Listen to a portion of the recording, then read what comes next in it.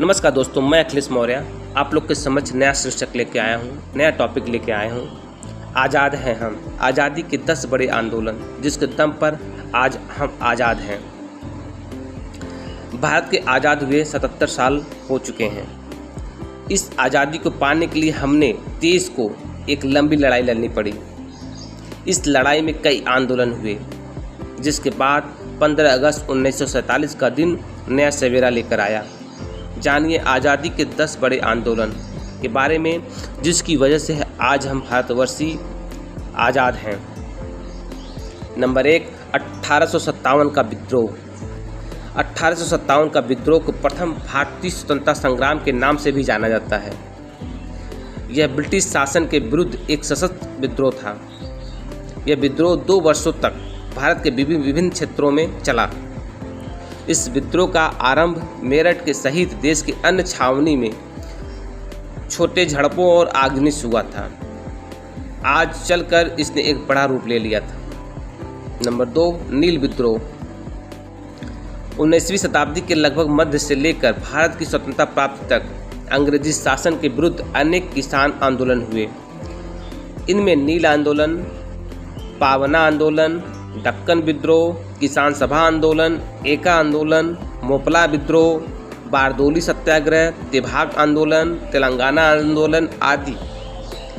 इनमें 1859 और 1860 में बंगाल में हुए नील विद्रोह किसानों का अंग्रेजी शासन के विरुद्ध पहला संगठन और सर्वाधिक विद्रोही और जुझारू विद्रोह था।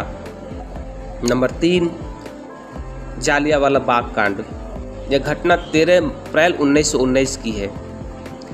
अमृतसर के जलियांवाला बाग में ब्रिगेडियर जनरल रेजिनाल्ड डायर के नेतृत्व में अंग्रेजी फौज ने गोलियां चलाकर निहत्थे बूढ़ों, महिलाओं और बच्चों सहित सैकड़ों लोगों को मार डाला था।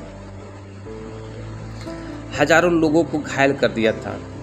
यदि किसी एक घटना ने भारतीय स्वतंत्रता संग्राम पर सबसे अधिक प्रभाव डाला था तो यह घटना यह जघन्य हत्याकांड ही था।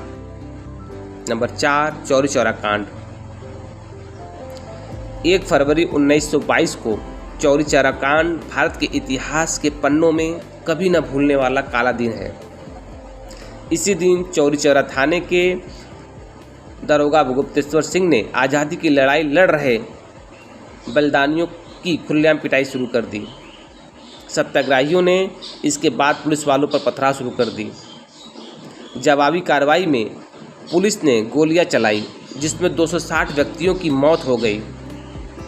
पुलिस की गोलियां तब तक नहीं रुकी जब तक सभी कारतूस समाप्त न हो गई हो।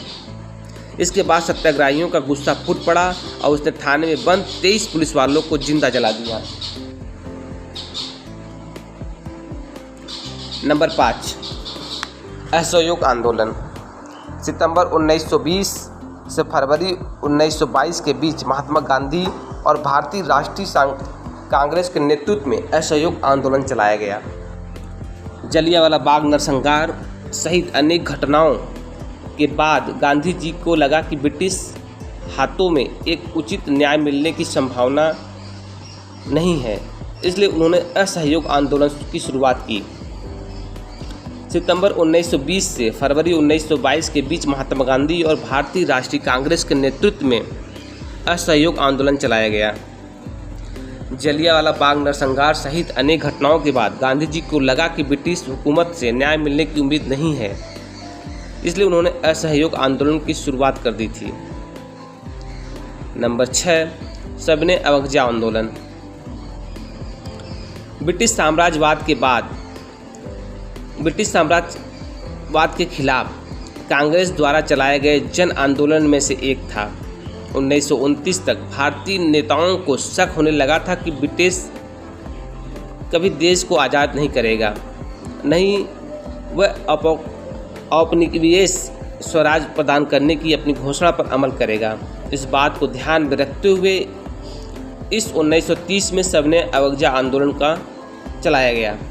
इसका उद्देश्य कुछ विशिष्ट प्रकार के गैर कानूनी कार्य सामूहिक रूप से करके ब्रिटिश सरकार को झुका देना था।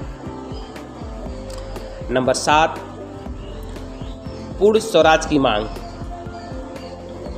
1929 के लाहौर में रावी नदी के तट पर हुए कांग्रेस ने रावी अधिवेशन का आयोजन किया। इस अधिवेशन में पहली बार पूर्ण स्वराज की मांग ब्रिटिश हुकूमत से की गई थी। कांग्रेस की इस मांग से ब्रिटिश सरकार हिल गई थी। नंबर 8, नमक सत्याग्रह, दांडी मार्च। नमक सत्याग्रह महात्मा गांधी द्वारा चलाए गए प्रमुख आंदोलनों में से एक था। 12 मार्च 1930 में बापू ने अहमदाबाद के पास स्थित साबरमती आश्रम में दांडी गांव तक 24 दिनों का पैदल मार्च निकाला था। उन्होंने यह मार्च नमक पर ब्रिटिश राज के एकाधिकार के खिलाफ निकाला था। अहिंसा के साथ शुरू हुआ यह मार्च ब्रिटिश राज के खिलाफ बगावत की बुगुल बन उभरा था। उस दौर में ब्रिटिश हुकूमत ने चाय, कपड़ा, यहाँ तक कि नमक जैसी चीज़ों पर अपना एकाधिकार स्थापित कर रखा था। उस समय भारतीयों को नमक बनाने तक का अधिकार नहीं था। हमारे पूर्वजों को इंग्लैंड से आने वाले नमक के लिए कई गुना ज़्यादा पैसे देने पड़ते थे।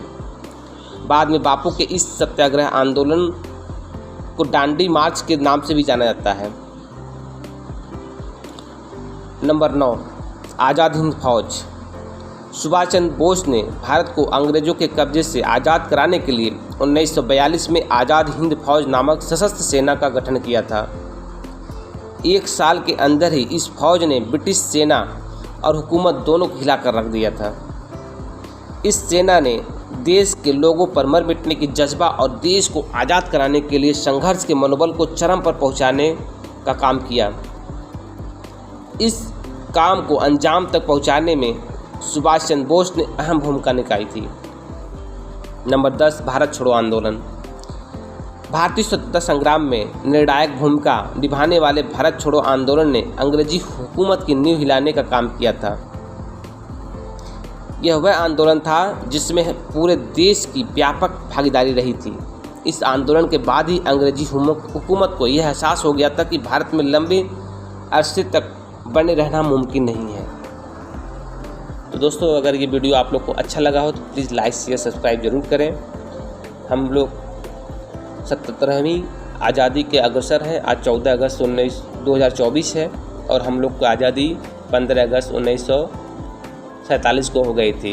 इस हिसाब से कल हम लोग झंडा फहराएंगे, 77वीं आज़ादी की वर्षगांठ मनाएंगे। जय हिंद, जय भारत, वंदे मातरम।